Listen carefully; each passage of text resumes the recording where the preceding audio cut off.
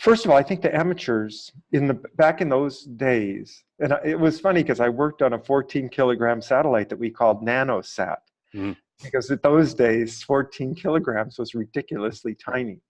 And they kind of by accident did store and forward communications, meaning that you uplinked a message and it was stored inside the satellite. And then when the satellite went around in its orbit and finally was in contact with the person, the station to whom it was addressed, would download that message, which nowadays doesn't seem tremendously miraculous.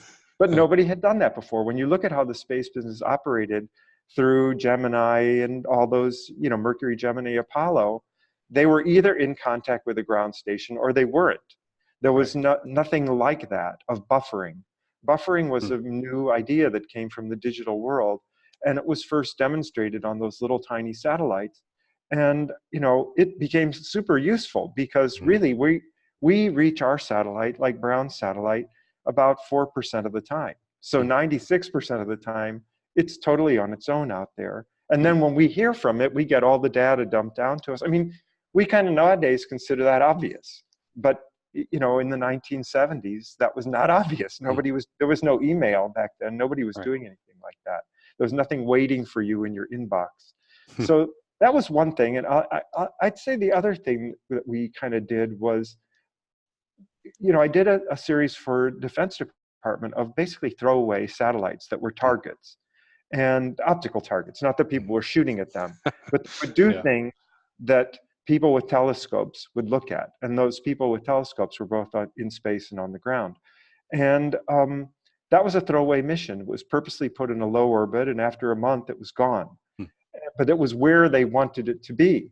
And where they wanted it to be was nothing was going to last very long, so you wouldn't want to spend $150 million to put that thing there and then lose it within a couple of weeks.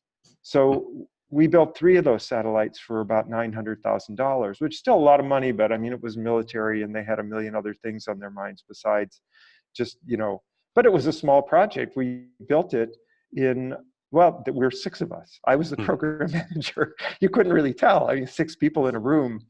I had the name tag program manager. We were all just, doing what we needed to do to get it built.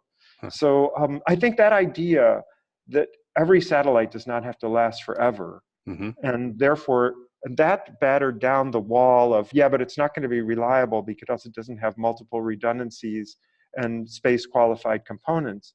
The fact that there were missions that you just want to get it up there, get it into orbit, do something, and okay, check that box and on to the next thing.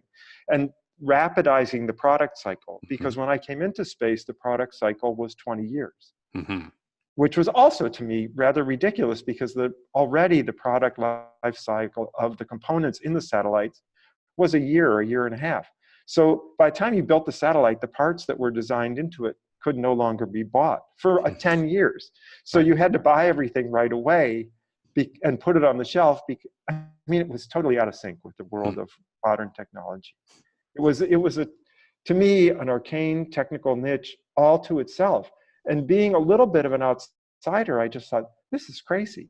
And in fact, in my company, we were pretty crazy also. We had a rule that nobody in the company could be a veteran of an aerospace company because we felt that they had kind of been brainwashed into another way of thinking. I mean, for many years, we had that bias, which is just as negative in a way as the other bias, which is if you're not in the space industry, you can't possibly understand it.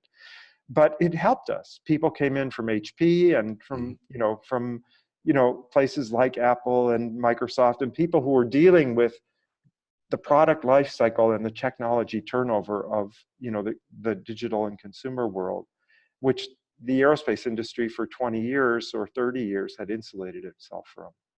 So it was partly that infusion of new people into the business.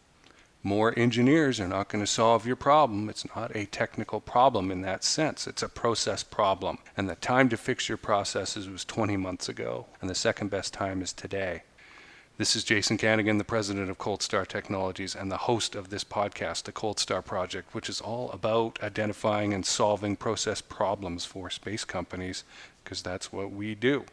And you can hear the entirety of this episode by following the link in the comment below.